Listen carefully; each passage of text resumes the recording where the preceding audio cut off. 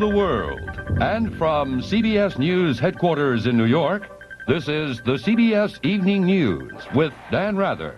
And tonight, Bill Moyers looks at the latest attempt to buy Congress, political action committees, the highest bidders. Good evening. Skepticism about President Reagan's new federalism today dominated the annual conferences of the nation's governors and the nation's county executives.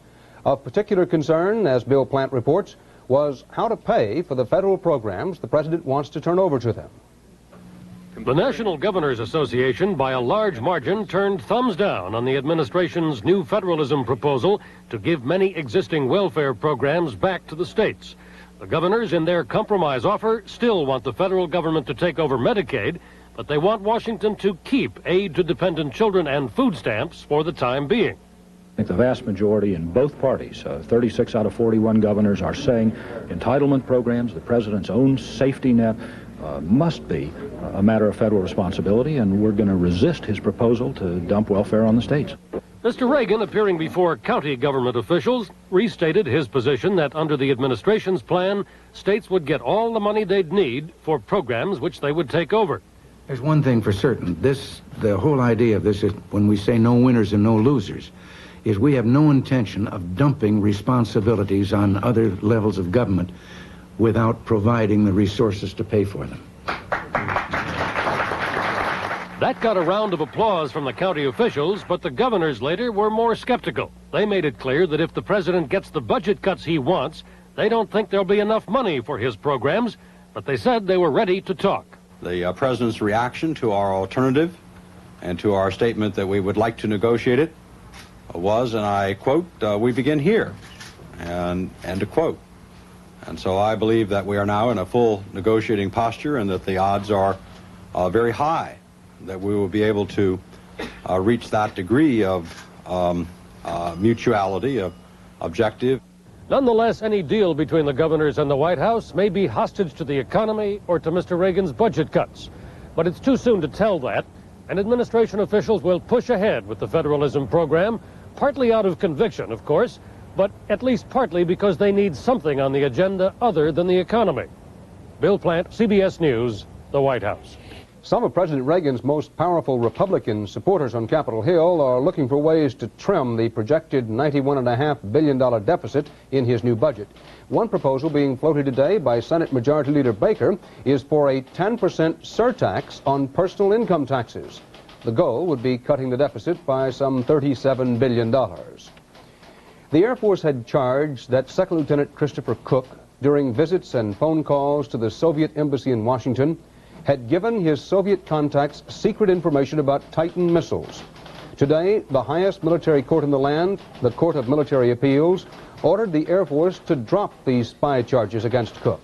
Fred Graham explains. Cook walked free from detention at Fort Meade, Maryland, after the Air Force abruptly dropped its espionage charges against him and accepted his resignation from the service. The collapse of the Air Force's case came after the U.S. Court of Military Appeals ruled 2-1 that the Air Force had violated Lieutenant Cook's rights by promising him immunity if he would tell how many missile secrets he disclosed to the Russians, and then by court-martialing after he talked. The court issued a blistering criticism of Brigadier General Claude Teagarden, the Air Force legal officer who the court said failed to have Cook informed of his rights and led him to believe he would be given an honorable discharge while Teagarden knew a court-martial was being prepared. Cook's attorney, F. Lee Bailey, said today's developments apparently mean the end of legal proceedings against the former missile officer. I'm told that the federal government has no intention of prosecuting him. In the state of this record, I doubt that they could, and the Air Force is now barred from prosecuting him, and when they release him, we'll lose all jurisdiction in the case. So Officer Cook is now, in effect, free of any further litigation? He is a civilian with no criminal charges pending or threatened at the present time. Justice Department sources agree that civilian espionage charges against Lieutenant Cook are unlikely because they say the Air Force botched the case. Fred Graham, CBS News, Washington. The Pentagon late today said that Cook has left the Air Force under conditions it said were, quote, less than honorable. Concern about the federal budget deficit and the lingering recession helped send the stock markets down sharply today. The Dow Jones Industrial Average closed at its lowest since May 12th of 1980. Why did Grace Jewell stop using her cream denture adhesive? Oozed out around the sides of my dentures. We asked her to try the natural powder adhesive, Fast Teeth Powder. It sprays on a smooth, even layer. So I have no problem with any oozing at all over the edge. My dentures now feel like they're a natural part of my mouth. It's that ease, that feeling of being able to do what you want to do without being embarrassed. Fast Teeth Powder makes dentures feel more like your own teeth. Like they're a natural part of your mouth now. All through your baby's childhood, there will be moments like this, moments you want to save and share with loved ones. Save this special time with professional photographic portraits from Sears Portrait Studio. This week, Tuesday through Saturday only, Sears offers a package of 2 8x10, 2 5x7, and 10 wallet-sized color portraits for only $10.95, including 95-cent deposit. You can save today's precious moments at Sears. The government today issued its strongest indictment yet of so-called passive smoking, saying non-smokers, quote, should avoid being in a smoke-filled room. As for cigarette smoking itself, the Surgeon General's annual report says smoking causes 30% of all cancer deaths in this country. The report says smoking this year will be responsible for 340,000 deaths, $13 billion worth of health care, and $25 billion in lost production and wages. The report also linked cigar and pipe smoking and long-term use of snuff with cancer. The Tobacco Institute, an industry group, said today's figures, quote, are not essentially news. Juan Corona, a former farm labor contractor, is serving a sentence of 25 consecutive life terms for a series of ghoulish killings that attracted national attention. Now, however, he's on trial again for the same murders. Barry Peterson explains why. Corona is described as cautiously optimistic, still maintaining his innocence, as he did in an interview 11 years ago after his arrest. I don't worry too much because I know this is not true. A jury convicted him of murdering 25 itinerant farm workers whose mutilated bodies were unearthed from a peach orchard near Yuba City, California. An appeals court overturned the conviction, saying Corona's private attorney put on an inadequate defense. That set the stage for one of the most expensive and sophisticated retrials in California history. The defense launched new investigations, accumulated volumes of information. Both sides finally resorted to computers to help sort it out. The first trial cost $500,000. By the end of the new trial, the total bill for California taxpayers may reach $4 million. We find that the evidence has been badly misrepresented. In fact, we're convinced that he's an innocent man. Prosecutors worried that the passage of years has weakened their case. A lot of the physical evidence has, I guess, probably deteriorated. And the Yuba City District Attorney argues the first trial was good enough and has this reaction to the millions spent for a new trial. One of frustration, disgust, anger with a system that puts anybody in a position where these amounts of money must be expended before justice can be served. As jury selection got underway, Corona looked older for a decade spent behind bars, years when his wife divorced him and he was blinded in one eye in a prison stabbing. Jury selection could take several weeks, and the trial itself may go on for 4 or 5 months. We must, said one attorney, start from scratch, as if the first trial never even happened. Barry Peterson, CBS News, Hayward, California. In Atlanta, where Wayne Williams is charged with the killing of 2 young blacks, a jury has heard from police officers, fiber experts, friends of the accused, unfriendly witnesses, even from Williams' father. But today, for the first time, the jury heard from Wayne Williams himself. Bruce Hall was in the courtroom. Late this afternoon, accused killer Wayne Williams took the witness stand in his trial that is now entering its 9th week. As he sat down, defense attorney Alvin Binder told the 23-year-old music promoter to speak up because this is your day in court. In a low voice, Williams replied, "I'm scared." However, Binder wasted no time, immediately asking, "Do you know Nathaniel Cater and Jimmy Ray Payne, the victims in this case?" In a strong voice, Williams answered, "I don't know them, and I have not seen them before in my life." Williams described himself to the jury as a carefree, happy-go-lucky person, adding, "Nothing really bothers me." He said he was not a homosexual and has nothing against them if they keep their hands to themselves. At the Jackson Parkway Bridge, Williams said the morning he was questioned by police, he was going 20 to 30 miles an hour and did not stop on the bridge. He is expected to face more questioning tomorrow and a tough cross-examination. Earlier, his mother, Faye Williams, backed up her husband's crucial testimony that after seeing this 1968 newspaper ad, they purchased wall-to-wall carpet for their home. That testimony is important because the state's case tying the murder victims to Williams is based on fibers from a carpet that was not manufactured until 2 years later, 1970. The state is trying to introduce this document from a carpet finance company that shows that Williams took out a $1,900 loan in December 1971. The state has subpoenaed witnesses who are expected to say that the Williams are mistaken about the date they say they purchased that carpet. Bruce Hall, CBS News, Atlanta.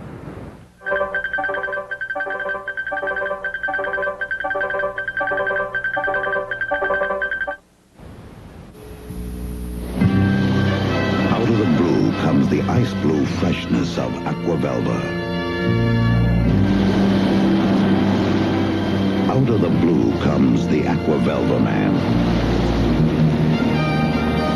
Looking for the light scent, the clean scent, the fresh scent that comes from out of the blue.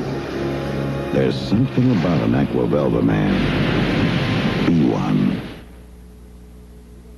Mr. Collins, I have hemorrhoids. If you don't use Preparation H, you could be missing medication that helps shrink swelling. Helps shrink swelling? That's important to me. It should be. Preparation H has an exclusive formula that helps shrink swelling of inflamed hemorrhoidal tissues and often gives fast, temporary relief from pain and itch flare-ups. Relieves pain and itch, helps shrink swelling. I'll use Preparation H. Exclusive formula Preparation H relieves pain and itch, even helps shrink swelling. A pilot in the Navy's Blue Angels acrobatics team was killed today. His A-4 Skyhawk crashed near El Centro, California during a training flight. Lieutenant Commander Stu Powery is the 20th Blue Angels pilot to be killed since the team was formed 36 years ago. 4 pilots of the Air Force aerobatics team, the Thunderbirds, were killed last month during a training exercise in Nevada. Urea formaldehyde foam insulation already is used in 500,000 American homes. But today, as Jacqueline Adams reports, the government banned further installation of the product. Pages of text. After 5.5 years and 1,300 complaints, the Consumer Product Safety Commission concluded that formaldehyde foam insulation may cause cancer and cannot be controlled with voluntary regulations. Therefore, the Commission voted 4-1 to ban the product. While there is controversy over the cancer claim, experts agree that some people suffer nausea, eye, nose, and throat irritation when they breathe formaldehyde gases, produced when insulation is improperly installed. Last year, Commissioner Sam Zagoria urged only a warning label. Now, he wants a ban. This one is a possible killer. What we do here today may decide whether 20 to 25 years from now, a number of Americans will be struck down by and die prematurely of cancer. The Consumer Federation of America called this the first pro-consumer decision of the Reagan administration. Someone is still in this government considering the health and safety of consumers, not just the profits of industry. But the Formaldehyde Institute and foam installers say they'll fight the ban in the courts and in Congress. We are somewhat devastated and greatly disappointed at the actions of this agency today, and we have a great deal of sympathy for the 500,000 consumers across the country who stand to lose substantial sums of money in terms of the value of their property as a result of this misguided action today. Last month, a Massachusetts judge overturned that state's ban of formaldehyde insulation, finding there was insufficient scientific data to call formaldehyde a hazardous material. Industry spokesmen say they'll use the same arguments when they sue the Consumer Product Safety Commission. Jacqueline Adams, CBS News, Washington. The big brass espresso coffee urns arrived in New York last month aboard a ship from Naples, Italy. In the coffee machines, customs agents said today, they found 115 pounds of heroin with a street value of $70 million. Federal agents substituted quinine for the heroin before the urns were delivered to a Brooklyn import shop. The shop owner, an Italian immigrant, was arraigned today on charges of importing heroin. The quinine, meantime, disappeared, perhaps to be peddled on the street as heroin. Now, these bars of gold, 18.5 tons worth, have quite a history. The U.S. and Britain have just returned the gold to Czechoslovakia, whose Nazi occupiers seized it 44 years ago. At war's end, the U.S. and Britain took over the gold themselves. But now that Czechoslovakia has finally agreed to pay $80 million in claims by Americans whose property was nationalized, the gold is back, worth more than $200 million at today's prices.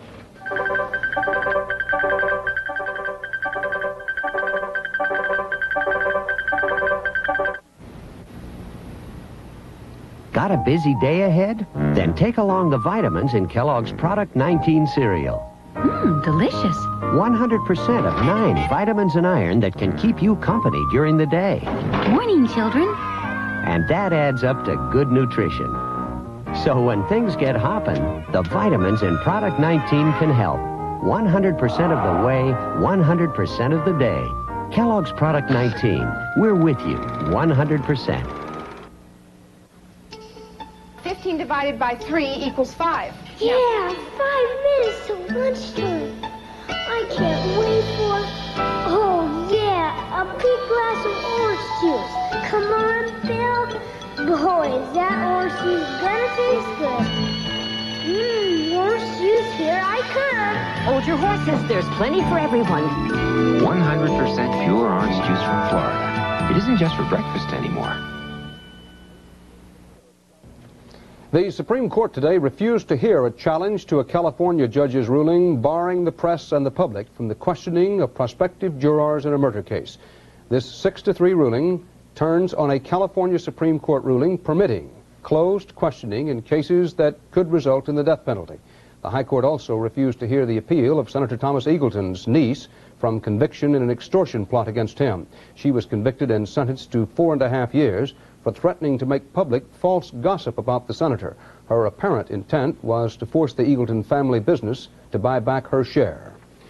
One environmentalist said today, "I am tired of being right. I want to be feared." And officials of 38 state and national environmental groups said they plan to involve a record number of conservationists in this year's elections. A spokeswoman said the group will spend $2 million on the elections and involve thousands of volunteers in door-to-door campaigning. She said more than half the 38 organizations have been formed in the past year in response to Reagan administration policies. This, of course, is a congressional election year, and because it is, it may be worth reminding ourselves that every year it takes fewer and fewer votes to win, but more and more money. What were supposed to be election reforms put a limit on money individuals can contribute to candidates for federal office. But that law has a loophole. It allows huge group contributions through a device called political action committees, known for short as PACs. Tonight, Bill Moyers has the first of his reports on the power of PACs. Power is what PACs are about, the power to raise and give money to political candidates who in turn will at least give them a hearing and at best do their bidding. The first political action committee was started by a labor union. The AFL-CIO even drafted the provision allowing the use of corporate and union treasury funds for such purposes. But now PACs are sponsored by single-issued groups, ideological allies, trade associations, and corporations. Business runs more PACs than anyone, and as the number grows, so does their power. Acting together, they can pass legislation or kill it. They can make politicians and break them. You will hear it said by politicians themselves that PACs are becoming more important than the parties, and their dollars more powerful than your vote. I'd say today that the greater power in this country has been manifested by those who give rather than those who vote.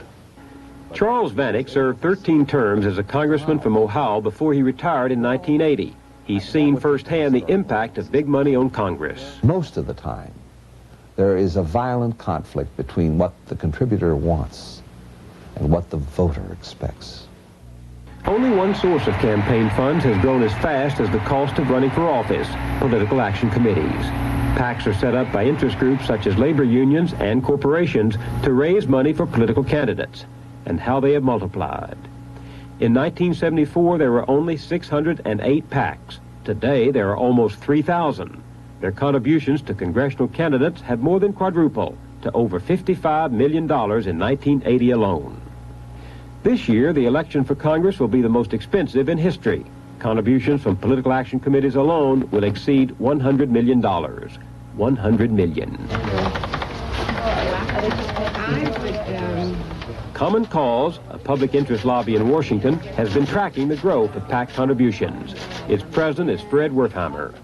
It is not clear whether we have a government of, by, and for the people today or a government of, by, and for the PACs, because the PACs of America do not represent the citizens of America. Most people in this country are not part of a PAC. Well, Tom Lee, I'm calling from the NCPAC in Arlington, Virginia. We're kind of busy right now exposing the voting records of all these great big liberals who oppose President Reagan's programs. These people are raising money for the National Conservative Political Action Committee, the largest PAC in the country. One very big piece of baloney is John Culver telling us he's fighting inflation. In 1980, NCPAC targeted liberal senators Church, McGovern, Bayh, and Culver with ads like this. If Culver wins, you lose.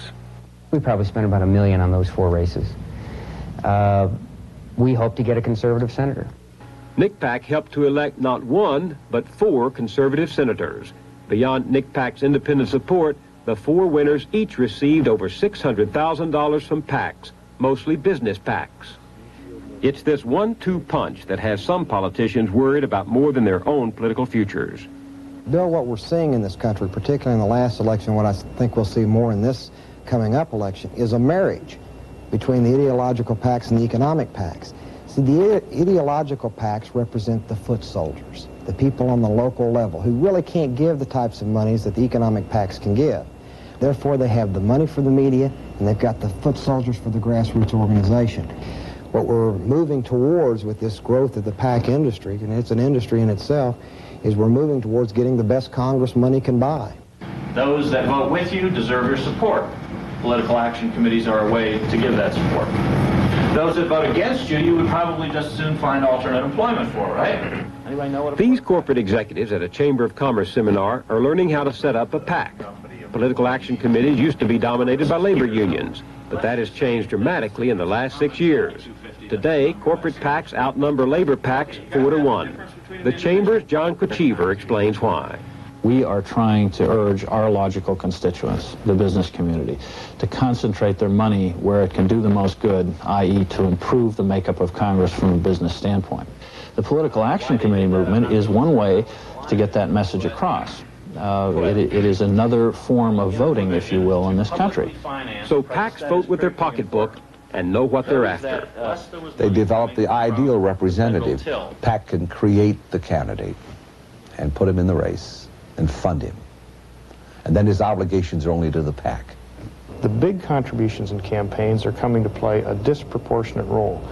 And it may be debatable how nefarious PAC giving has been in the past, but if the trends that continue, the 5-fold increases since '74 continue, we're going to see American politics of a very different nature in the future compared to now.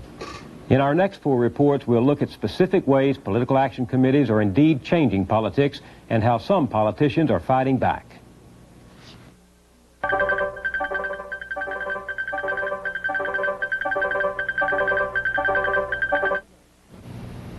It's tension. I have a headache, and it's just like a consistent pounding. I could use an aspirin right now. Aspirin? I've been taking aspirin ever since I started teaching. About 12 years. Very interesting, Norma, because the #1 selling brand of pain reliever doesn't contain aspirin. I didn't know something like that existed. It does surprise me. It's Tylenol. I've never tried it, so I don't know. Today we'd like you to try extra strength Tylenol. You know you can't buy a more potent pain reliever without a prescription. I'd be happy to, if it's going to get rid of my headache. Look at the difference in the amount of medicine in the leading pain relievers. There's more medicine in extra strength Tylenol. I'd like to try extra strength Tylenol to see if it would work. I feel great. I really do. I would like to take a bottle of extra strength Tylenol and put it in the faculty lounge, because there are a lot of headaches in there. Try extra strength Tylenol, capsules and tablets, aspirin-free. And you can't buy a more potent pain reliever without a prescription. I really do. I feel good. It's hardly a revolutionary idea, but a group at Washington Crossing, Pennsylvania today celebrated the 250th anniversary of George Washington's birth. Because it's Washington's birthday. A spokeswoman said the date should not be changed to suit our weekend convenience. And President Reagan visited Washington's Mount Vernon home and laid a wreath at the first president's tomb. In remarks broadcast to the nation's school children, the president said, "If Washington seems much larger than life and makes you feel a little smaller, I'll let you in on a secret. He makes us all feel that way." Bruce Morton has more on the children of Washington and Washington's birthday. Say of us what Thomas and Jefferson said. Loretta Jackson's third graders are learning about George Washington. He was the first president. He was the father of our country, and he wore a wig. He had wooden teeth, and when he smiled, it hurt. He cut down the terrier apple tree. I don't remember. Cherry tree. The cherry tree is legend, and the teeth were really ivory, though they did hurt. Still, these kids are learning more facts about Washington than their parents probably did. Even here at Mount Vernon, they've had some new ideas about how George Washington lived and what he liked. They used to think 18th century gentry liked quiet, pastel rooms like these. But science, applied to old paint scrapings, shows they liked bright rooms. This is the new Mount Vernon look.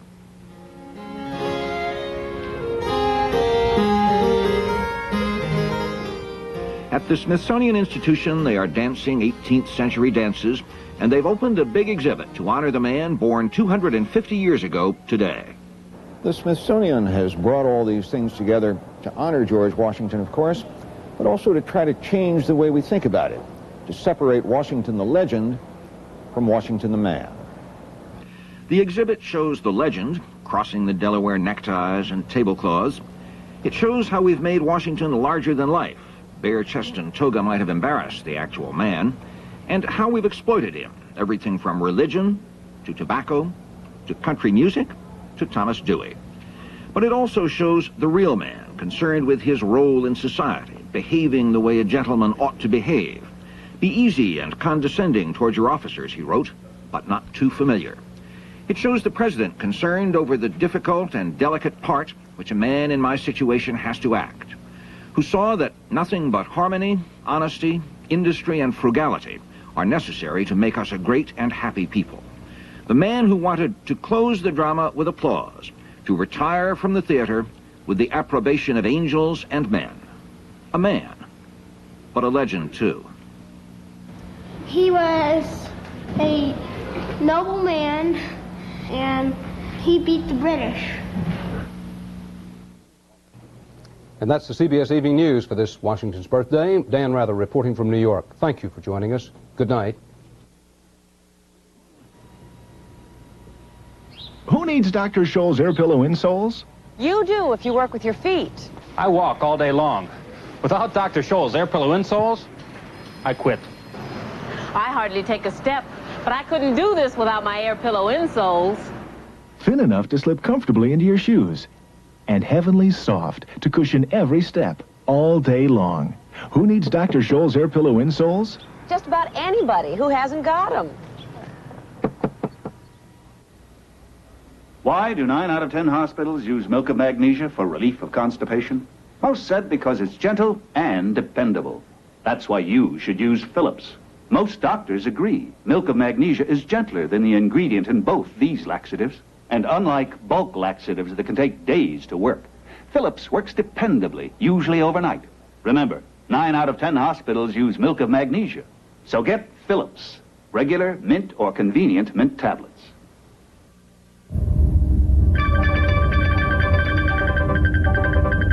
From around the world and from CBS News headquarters in New York, this has been the CBS Evening News with Dan Rather. These stations supplied tape to the CBS Evening News. This is CBS. Police have arrested a suspect in the hole-in-the-roof burglaries, but the man says he's innocent. We'll have that story for you next on Eyewitness News.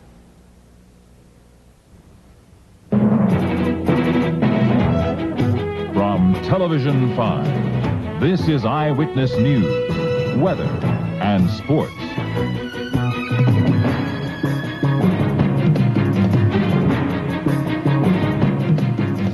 Good evening, everyone. Chris Clark and Jan Ryan are off tonight. I'm Greg Zorb. Here's the news.